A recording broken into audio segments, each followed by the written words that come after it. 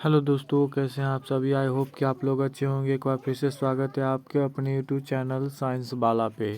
तो आज हम आप लोगों के लिए BSc nursing, para medical and AIIMS, BSc nursing और para medical, BCAC, RUHS and all state की तैयारी के लिए एंड सीयूटी एग्ज़ाम जो होता है उसकी तैयारी के लिए टाइगर सीरीज लेकर आए हैं 8।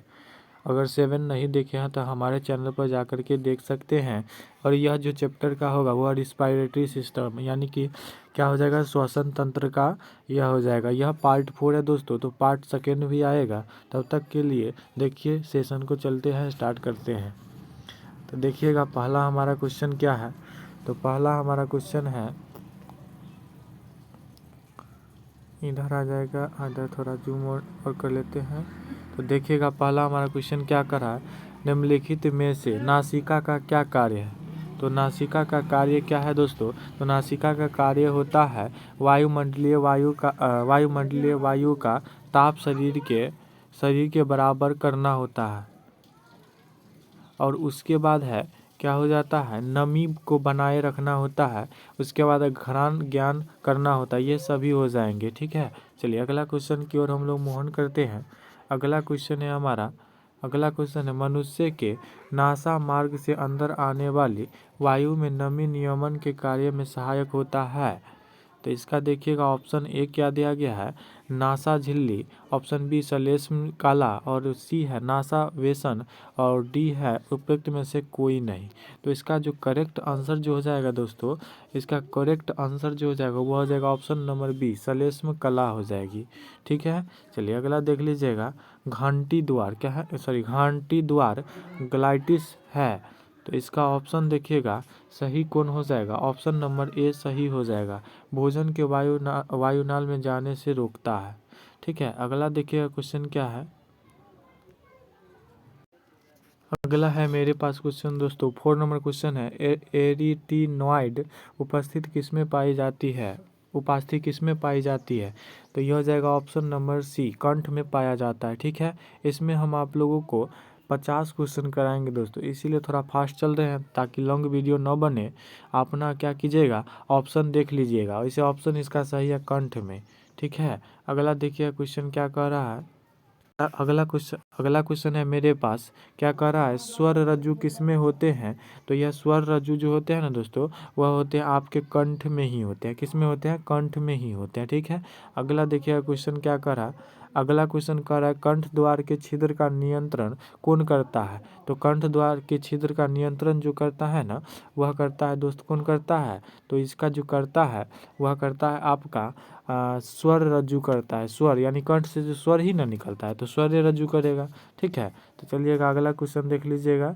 तो अगला क्वेश्चन है मेरे पास, अगला क्वेश्चन है 7 नंबर क्वेश्चन। आइए देखिए 7 नंबर क्वेश्चन क्या कह रहा है, 7 नंबर क्वेश्चन, हाँ आ गया यहाँ। देखिए क्या कह रहा है स्वर रज्जु मुख्यतया बने होते हैं। तो मुख्यतया जो बने होते हैं ना, वह बने होते हैं लचीले इलास्टिक स्नायु तंतु के द्वारा। इसे हम लोग तंतु के द्वारा बना होता है, ठीक है।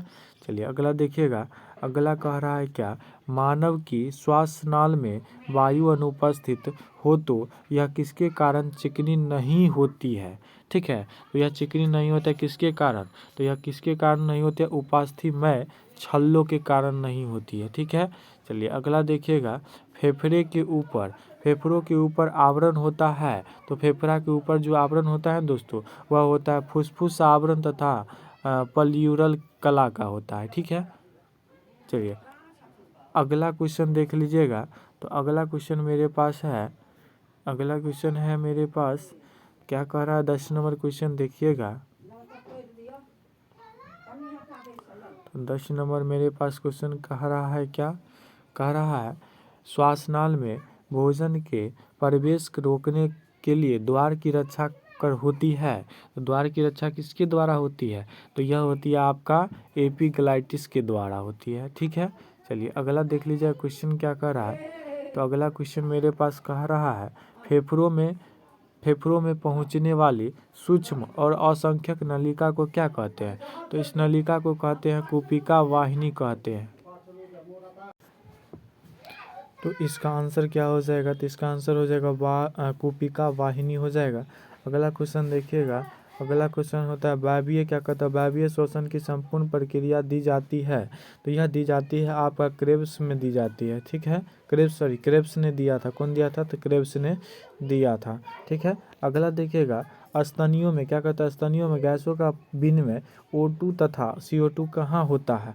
तो यह जो होता है ना, वह होता है आपका किस में होता है, एल्वी ओलाई में होता है, एल्वी ओलाई में होता है, ठीक है। अगला देखिएगा, फुसफुस गुहा में भरे तरल का क्या कार्य है। तो इसका जो कार्य है ना, वह है दोस्तों, क्या कार्य है इसका, तो इसका कार्य है आपका, क्या कार्य है इसे देख लीजिए। इसका कार्य है फेफड़ा की सुरक्षा करना, फुसफुस आवरण को नम और चिकना बनाना, और फुसफा आवरण को घर्षण मुक्त करना, ठीक है। चलिए अगला क्वेश्चन देख लीजिएगा। तो अगला क्वेश्चन है, मनुष्य के दाएं बाएं फेफड़ों में पिंडकों की संख्या क्रमशः कितनी होती है। तो इसकी संख्या होती है 2 4 1 4 1 3 2 और 6 3। तो इसका करेक्ट जो आंसर हो जाता है वह हो जाता है आपका ऑप्शन नंबर सी हो जाता है, 3 2 हो जाएगा, ठीक है। चलिए अगला देखिएगा, अगला क्या कह रहा है, अगला कह रहा है मानव, क्या कह रहा है, मानव शरीर में फेफड़ों के भीतर गैसीय विनिमय से संबंध मुख्यतः संरचनाएं क्या है। तो इसकी संरचनाएं आपका वायु कोष्ठ है, क्या है, वायु कोष्ठ है, ठीक है। चलिए अगला क्वेश्चन देखिएगा, कह रहा है मनुष्य तथा अन्य स्तनियों में बाहर से वायु फेफड़ा तक जाने का मार्ग सही कौन सा है। तो इसका मार्ग जो सही है ना, वह है आपका क्या है, गुहा है, क्या है, नासा गुहा है, क्या है, नासा गुहा, उसका ग्रास नली कंठ, उसके बाद श्वास नली, श्वासनीय और वो श्वास नलिका और वायु कोष्ठक है, ठीक है। उसके बाद देखिए अगला क्वेश्चन क्या कह रहा है, तो अगला क्वेश्चन कह रहा है,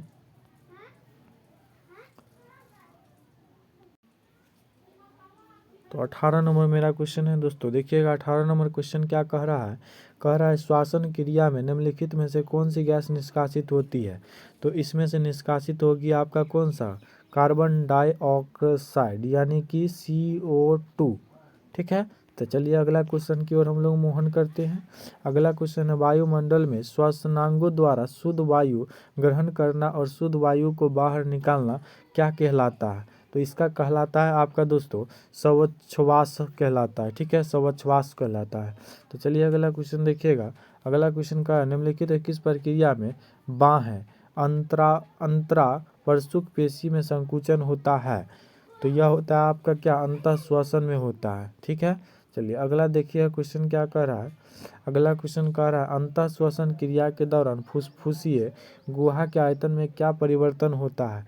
तो इसके जो परिवर्तन होता है ना, वह होता है आपका बढ़ जाता है, ठीक है, क्या होता है, बढ़ जाता है। तो चलिए अगला क्वेश्चन देखते हैं, अगला क्वेश्चन क्या कह रहा है, अगला क्वेश्चन कह रहा है अंतः श्वसन के दौरान डायफ्राम क्या होता है। तो डायफ्राम जो होता है ना, वह संकुचित होकर चपटा हो जाता है, ठीक है। चलिए अगला क्वेश्चन देखिएगा, अगला क्वेश्चन है कितनी ऊंचाई पर जाने पर व्यक्ति मूर्छित होने लगता है जो O2 सिलेंडर की आवश्यकता पड़ती है। तो इसका आंसर हो जाएगा आप लोगों के लिए क्या हो जाएगा, 3500 से 4000 मीटर की ऊंचाई पर, ठीक है। चलिए अगला देखिएगा, कह रहा है किसी दुर्घटना में एक व्यक्ति के सीने में बिना फेफड़े को क्षति पहुंचाए सुराग को हो जाते हैं, क्या यह श्वसन को प्रभावित करेगा, अगर हाँ तो किस प्रकार से करेगी। तो इसका आंसर हो जाएगा आपका क्या हो जाएगा, सांस का रुक जाना, क्या हो जाएगा, सांस का रुक जाना, ठीक है। चलिए अगला क्वेश्चन देखिएगा, उसके बाद कह रहा है मनुष्य में ज्वारीय वायु होती है। तो मनुष्य में ज्वारीय वायु जो होती है ना, वह होती है आपका कहाँ, तो वायु जो सामान्य सांस में फेफड़ा भरती है और निकलती है, ठीक है। तो चलिएगा अगला क्वेश्चन देखिएगा, तो आपका अगला क्वेश्चन है 26 नंबर, कह रहा है स्वस्थ मनुष्य में कितनी वायु प्रति मिनट की दर से अंतःश्वासित या निश्वासित करती है। तो इसका आंसर हो जाएगा क्या हो जाएगा, ऑप्शन नंबर बी 6000 से 8000 मिली हो जाएगी, ठीक है। उसके बाद अगला क्वेश्चन देख लीजिएगा, तो अगला क्वेश्चन कह रहा है श्वसन गति में वायु के आयतन का आकलन किया जाता है। तो इसका जो आकलन किया जाता है ना, वह किया जाता है आपका स्पाइरोमीटर के से किया जाता है, ठीक है। चलिए अगला क्वेश्चन देखिएगा, अगला क्वेश्चन कह रहा है क्या कह रहा है, तो अगला क्वेश्चन कह रहा है बलपूर्वक, क्या करा, बलपूर्वक निःश्वासन के पश्चात वायु की अधिकतम मात्रा जो एक व्यक्ति द्वारा अंतःश्वासित की जाती है क्या कहलाती है। तो यह कहलाती है आपका क्या कहलाती है, तो जैव क्षमता कहलाती है। इसके बाद देखिएगा, कह रहा है मनुष्य के फुसफुसों की कुल सजीव क्षमता कितनी होती है। तो इसकी कुल सजीव क्षमता होती है 4500 मिली होती है। ठीक है, अगला क्वेश्चन की ओर हम लोग मोहन करते हैं। कह रहा है न्यूमोट्रॉक्सिस तथा दमनक केंद्र संबद्ध होता है।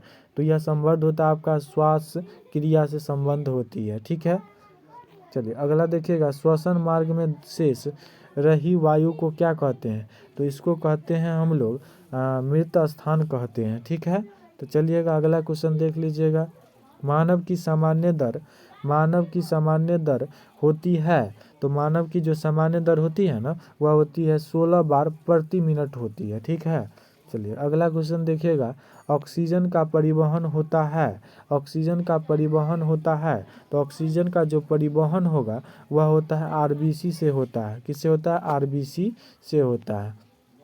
उसके बाद है सामान्य श्वसन को नियंत्रित करने वाला श्वसन केंद्र मनुष्य में स्थित कहाँ होता है। तो मनुष्य में स्थित होता है आपका मेडुला ऑब्लंगेटा में होता है। कहाँ होता है, मेडुला ऑब्लंगेटा में होता है। ठीक है, चलिए अगला क्वेश्चन देखिएगा, हीमोग्लोबिन के द्वारा संवाहित ऑक्सीजन का प्रतिशत कितना होता है। तो इसका प्रतिशत होता है आपका 97% होती है। ठीक है, तो चलिए अगला क्वेश्चन देखते हैं हम लोग। तो अगला क्वेश्चन है मेरे पास 36 नंबर, हेल्डेन प्रभाव संबंधित है। तो हेल्डेन जो प्रभाव है ना दोस्तों, वह संबंधित होता है आपका CO2 की मुक्ति से। ठीक है, चलिए अगला क्वेश्चन देख लीजिएगा, अगला क्वेश्चन क्या कह रहा है। तो अगला क्वेश्चन कह रहा है, कुछ पूछते हैं से क्या कह रहा है, कह रहा है एक हीमोग्लोबिन कितने O2 अणु को ले जाते हैं। तो यह ले जाते हैं आपका, ले जाते हैं 4 अणु को ले जाते हैं। कितने अणु को, तो 4 अणु को ले जाते हैं। उसके बाद कह रहा है हेमबर्गर, क्या कह रहा है, हेमबर्गर प्रक्रिया को कहते हैं। तो हेमबर्गर प्रक्रिया को हम लोग क्या कहते हैं, क्लोराइड शिफ्ट कहते हैं। ठीक है, इसके बाद देख लीजिएगा, स्तनियों में अधिकांशतः CO2 रुधिर में NaHCO3 तथा KHCO3 के रूप में परिवहन करते हैं। यह होती है, यह क्या होती है, तो यही पूछ रहा है। तो यह होती है आपका, क्या होती है, तो यह होती है आपका 70 से 75% होती है। ठीक है, अगला क्वेश्चन देखिएगा, अगला क्वेश्चन कह रहा है बोहर का प्रभाव निम्न में से कौन सा है। तो बोहर का प्रभाव इनमें से कौन सा है, तो इनमें से बोहर का जो प्रभाव है वह है pH में कमी और PCO3 में वृद्धि। ठीक है, तो चलिएगा अगला क्वेश्चन देखिएगा। तो अगला क्वेश्चन है मेरे पास, कह रुधिर तथा श्वसन गैसों के परिवहन के संबंध में कौन सा कथन सबसे सही है। तो इसका करेक्ट आंसर जो हो जाएगा दोस्तों, वह देख लेते हैं। इसका करेक्ट आंसर हो जाएगा, क्या हो जाएगा इसका करेक्ट आंसर, आरबीसी तथा साथ में प्लाज्मा दोनों ही ऑक्सीजन और श्वसन का परिवहन करता है, ये सही है। ठीक है, तो चलिए अगला क्वेश्चन देख लीजिएगा। अगला क्वेश्चन कह रहा है, क्या कह रहा है कार्बोनिल एनहाइड्राइड एंजाइम पाया जाता है। तो ये आपका पाया जाता है एरिथ्रोसाइट में पाया जाता है। ठीक है, चलिए अगला क्वेश्चन देखिएगा, कह रहा रुधिर में CO2 का वहन किस रूप में होता है।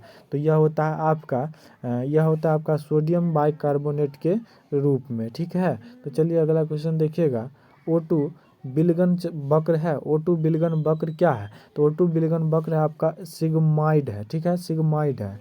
तो चलिए अगला क्वेश्चन देख लेते हैं, ऑक्सीजन की कमी कहलाती है। ऑक्सीजन की कमी क्या कहलाती है, तो ऑक्सीजन की कमी आपका कहलाती है, क्या कहलाती है, तो एनोक्सिया कहलाती है। ठीक है, तो चलिए अगला क्वेश्चन की ओर हम लोग मोहन करते हैं। तो अगला क्वेश्चन है मेरे पास, क्या है दोस्तों, तो अगला क्वेश्चन है मेरे पास क्या है, तो देखते हैं। तो अगला क्वेश्चन है कुपिका, 46 नंबर क्वेश्चन है, कुपिका भित्ति का क्षतिग्रस्त होना किस रोग का प्रमुख लक्षण है, यानी कि क्या है, एक्टिविटीज़ है। ठीक है, तो देखिएगा इसका करेक्ट आंसर जो हो जाता है ऑप्शन नंबर सी, एम्फाइसीमा है। ठीक है, चलिए अगला क्वेश्चन देखिएगा। अगला क्वेश्चन है बात स्फीति या एम्फीसीमा जो एक वयस्क संबंधी विकार है, धूम्रपान करने वाले व्यक्ति अधिक पाया जाता है। इसमें क्या पाया जाता है? तो इसमें पाया जाता है आपका क्या पाया जाता है? कूपिका की दीवारें क्षतिग्रस्त पाई जाती है। तो चलिए अगला क्वेश्चन देखिएगा। तो अगला क्वेश्चन है विगत वर्षों के कुछ प्रश्न हैं इसमें, ठीक है। तो इसको हम दिखाने की कोशिश करते हैं आप लोग का क्या कैसा प्रश्न आता है और किस लेवल का होता है। तो कह रहा है कोशिकीय श्वसन के दौरान उत्पन्न ऊर्जा कहाँ संग्रहित होता है, मतलब संचित रहता है। ऑप्शन ए है केंद्रक, बी है एटीपी, सी है जीव द्रव और डी है कोशिका द्रव। तो इसका करेक्ट आंसर जो हो जाता है वह हो जाता है ऑप्शन नंबर बी। क्या हो जाता है? एटीपी। यह 2019 में पूछा गया है दोस्तों, तो आप लोग देख लीजिएगा, ठीक है। तो चलिए अगला क्वेश्चन देख लेते हैं। निम्नलिखित में से आकस्मिक गहरे निःश्वसन का कारण क्या है? तो इसका जो कारण हो जाता है दोस्तों वह ज़्यादा रुधिर में CO2 का सांद्रण बढ़ जाना, ठीक है। चलिए अगला क्वेश्चन देखिए। सांस छोड़ते समय डायफ्राम का आकार होता है, डायफ्राम का आकार क्या हो जाता है? गुमद क्या हो जाता है? गुमद का आकार का हो जाता है, ठीक है। यह 2017 का प्रश्न है आप लोगों का, ठीक है। चलिए देख लीजिए। तो देखिएगा अगला और क्वेश्चन क्या दिया गया है। तो अगला और क्वेश्चन क्या है? तो अब मेरे पास अभी क्वेश्चन नहीं है, तो मिलते देखिएगा। Thanks for watching the video. अगर हमारा चैनल पे कोई स्टूडेंट न्यू है तो हमारे चैनल को क्या कीजिएगा? सब्सक्राइब कर लीजिएगा, बेल आइकन कॉल प्रेस कर लीजिएगा और अपने दोस्तों में क्या कीजिएगा, अच्छा लगा हो तो लाइक कर दीजिएगा, अपने दोस्तों में इसे शेयर ज़रूर कीजिएगा, क्योंकि ये सब बहुत महत्वपूर्ण प्रश्न है दोस्तों। ये सब किताब का ही प्रश्न है, लेकिन क्या सेलेक्ट करके लाया जाता है। तो आप लोग अपने दोस्तों में शेयर कीजिए ताकि हमें और भी मोटिवेशन मिले, ताकि हम और अच्छा क्या कीजिए करें, कंटेंट लाएंगे, जिससे आपको क्या हो एग्ज़ाम में देखने को वही क्वेश्चन मिल जाए। तो आज के लिए इतना ही, मिलते हैं नेक्स्ट वीडियो में, तब तक के लिए धन्यवाद।